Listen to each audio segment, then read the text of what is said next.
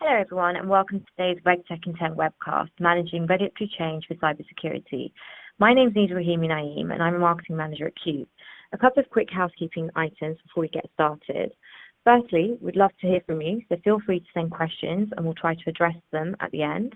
Lastly, a recorded version of the webcast and others from our RegTech Intent series will be available on the Cube Bright Talk channel. Right, let's get started. Today I'm joined by Dr Alexander Duisberg, a specialist data protection cybersecurity lawyer from international law firm Bird & Bird, and a regulatory technology expert, David Noble from Cube. Right, so let's begin. Alexander, Germany is set to release new legislation around cybersecurity this year, which imposes huge GDPR-like fines for non-compliance. Firstly, are the financial institutions ready? And secondly, what impact do you think this will have on the rest of Europe, or indeed the rest of the world? Thank you very much, Nida, and hello, everyone. Yes, it is a big topic, getting ready for cyber security legislation in round two. Financial institutions have already taken great efforts and preparing for this, as far as I can tell. However, the legislation that Germany has set out in its IT Security Act 2.0 is not yet final. The Parliament has passed it in its first hearing, and it's carrying forward into the later this year to be actually then effective. It is to be said that with the NIS directive and the requirements and providers of critical infrastructure, the amount of investment and the need to develop proper further cyber resilience is very, very significant. I think we can see from a regulatory perspective that big efforts have been made in the last year with GDPR compliance, and cyber security regulation has been followed maybe a little less attentively across the board. The big step change coming through with the new IT cybersecurity legislation is the amount of fines, which then is at par level with GDPR, so up to 4% of annual consolidated revenue of a group, and that is obviously very alarming for everyone. If the second part of the question is how that will impact on the rest of Europe and the rest of the world, well, things are not easy to predict, but I think we can say that German legislation has traditionally played a front-runner role in regard to data protection as well as also cybersecurity legislation. The difference to the GDPR is that with the NIS directive, we have the national implementation and the different levels of fines out there already. So we probably can say until other legislators pick up and carry their fines to the level of Germany and GDPR levels, there's still a way to go.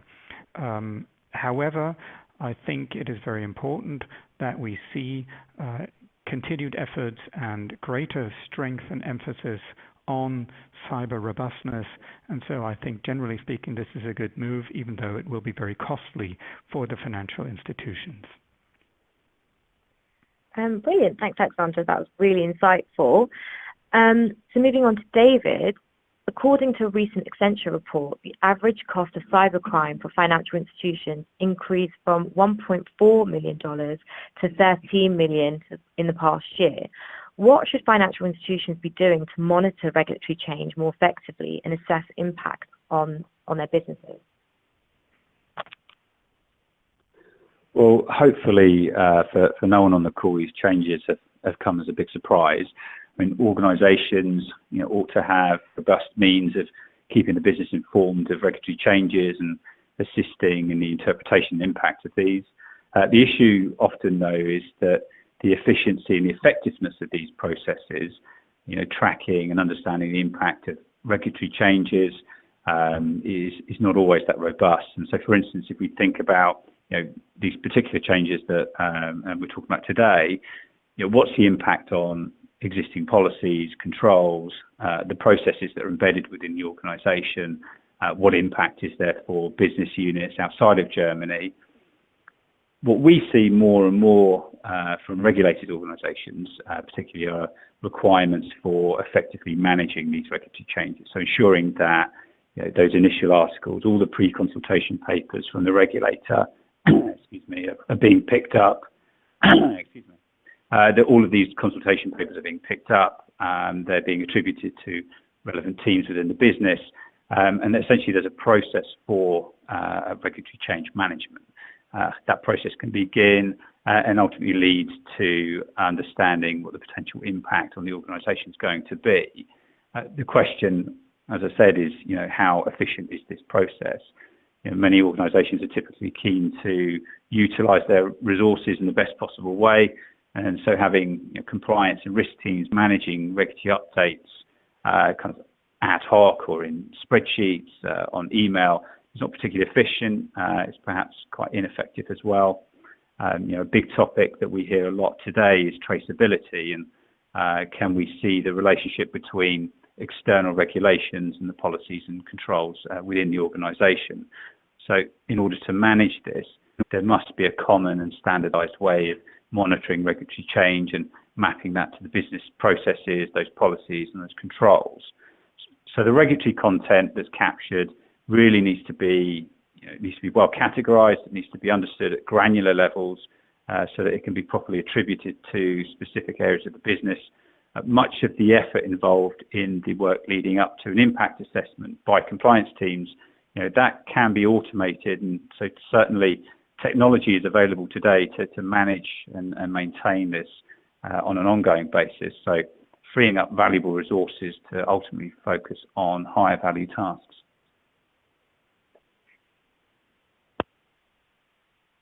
Great, thank you so much, David. I think we have time for a quick question, so I'm just going to put it out there to either of you who wants to answer. What about the management liability if things do go wrong? Could you explain what senior management needs to consider? Mm-hmm. Well, why don't I start, and David, you might just want to add. So obviously cybersecurity is not only an issue of utmost senior management attention in the interest of the well-being of the organization, but it can also be a question of personal liability ultimately at the senior management level.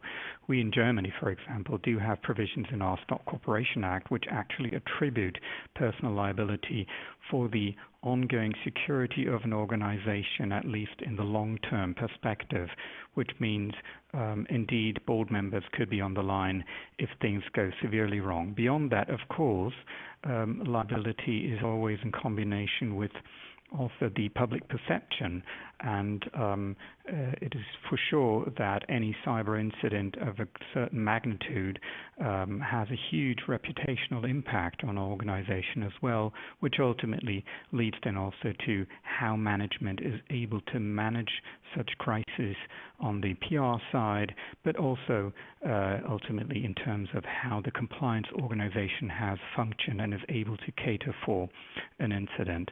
That together means the times are over when cybersecurity issues could be delegated possibly just to the Chief Information Security Officer or other, if you like, less senior members of the organization. Great, thank you for that. And Dave, did you want to add to that at all? No? Okay, fine, perfect. Great. Well, I think we don't have time for any more questions at the moment. But I would just like to finally add thank you to our speakers today, for Alex and David, and the audience taking time to listen to us today. If you'd like to register on our website or keep up to date for future Reg 10 webcasts, then you can join us and register at Cube, which is www.cube.global. So on that note, thank you very much for joining us today, and goodbye.